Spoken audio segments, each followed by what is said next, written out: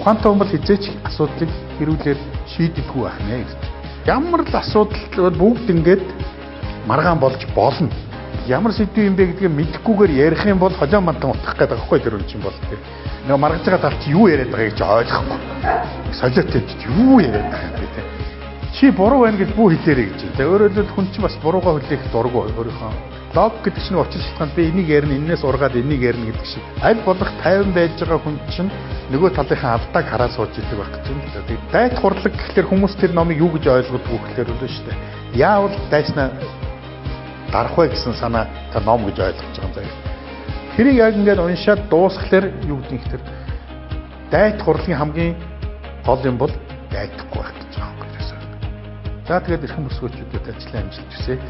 Цаг гаргасныг баярлалаа.